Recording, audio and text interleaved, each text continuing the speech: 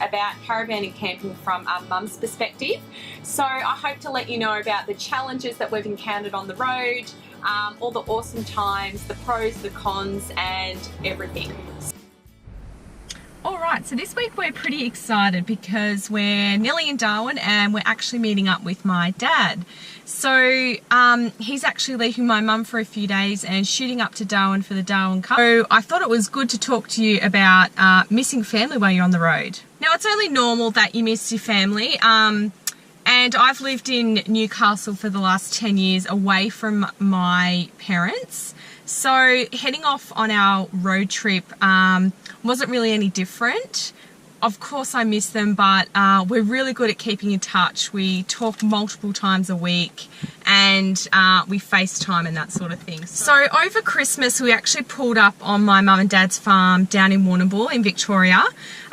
We were there for, ended up being about 3 months.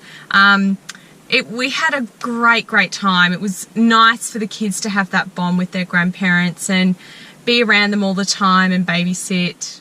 And it was so nice for them to see their cousins and their aunties and uncles all the time. And so my sister and her hubby would take them off for ice cream, and it'd be just Justin and I for a couple of hours, so it was a nice little break for us. So because we were at the farm for those sort of 3 months, when we decided to get going, we were all pretty sad.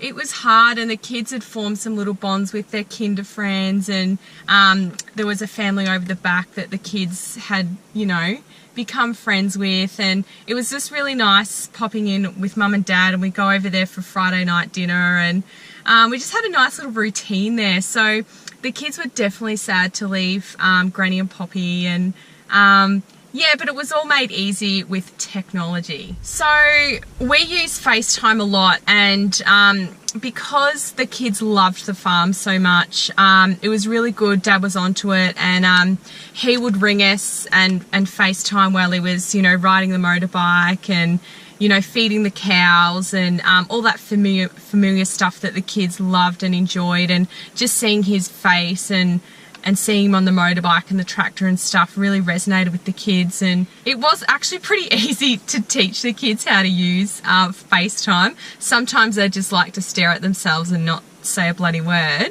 and then other times they'll walk off and have a great old yarn.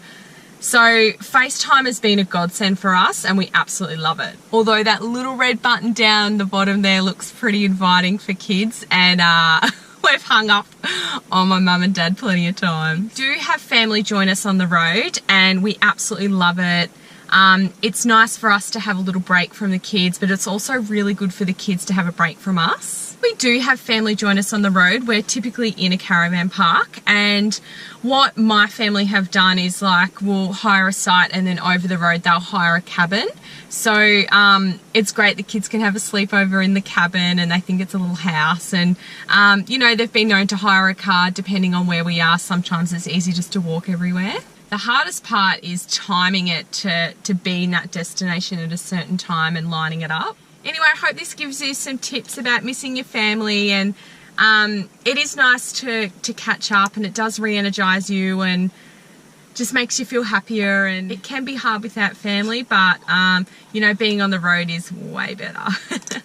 See you guys.